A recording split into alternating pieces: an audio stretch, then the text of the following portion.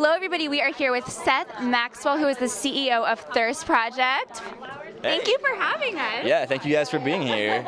First of all, I think it's really unbelievable how you have attracted so many different talents, especially youth specifically. How did you even get this great group of people here?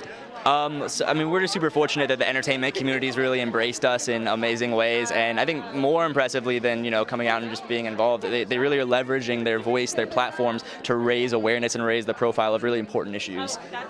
So what is it exactly that Thirst Project does for people that don't know? So we are the world's largest youth water organization. We have a school program in the US that educates students about the global water crisis, and then those students actually fundraise and build real water projects in developing communities around the world, freshwater wells for people who don't have access to safe, clean drinking water. That's amazing. So what is it about today? We have a press conference with a lot of different young entertainers. What is it today that you hope to highlight?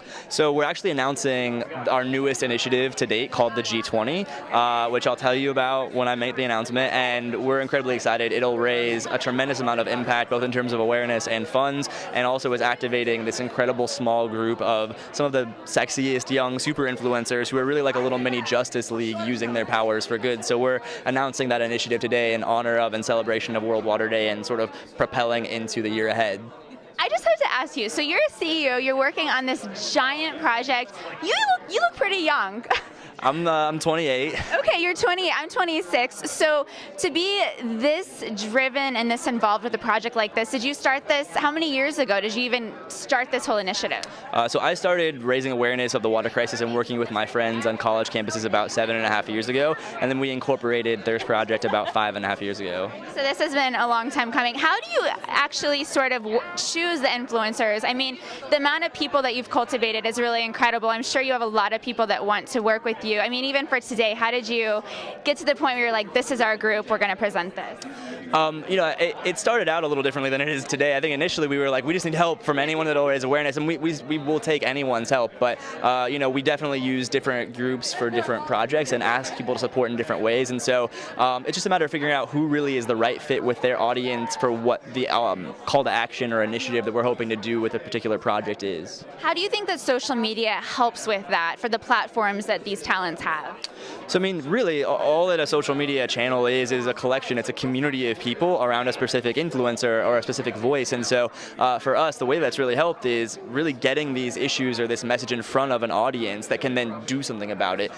So it's really only meaningful or valuable if they take action. And we've seen that they do. I mean, it's amazing when someone asks an audience to donate or to do an awareness campaign and see tens of thousands of people respond and really take this issue to their communities. Do you live in Los Angeles yourself? Yeah, our offices are here. Just since we're sort of like in the same, we're Los Angeles tribe of people. What do you think about locally what's going on right now with the drought and the crisis where LA's just running out of water?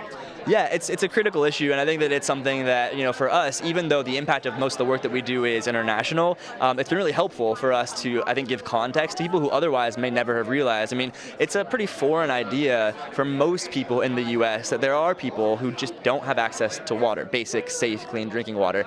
So whether it's things like the crisis in Flint or whether it's the drought in California, I think the interesting thing is that that's actually helped push these issues into a lot of the conversations that we can then have with people here in the U.S. So very lastly, for people watching, when I think of issues with water crisis and people, it seems like such a large issue that I don't even know how to help or get involved. What can we do when we see an issue like this, but we want to get involved, but it seems like such a big issue? Like, what can you just tell our viewers how they can help? $25 once, not once a month, not once a year, one time gives one person clean water for life. Everyone can do that, and so it's not just nothing. It sometimes feels like, oh well, I can only give $25. That's literally a person's life, and so everyone can take action in some significant way. So for the cost of 5 Starbucks coffees, the equivalent, you can have one person get water for life. Absolutely. Thank you so much. Congratulations on this initiative. Thank you so much. Thank you. You're great.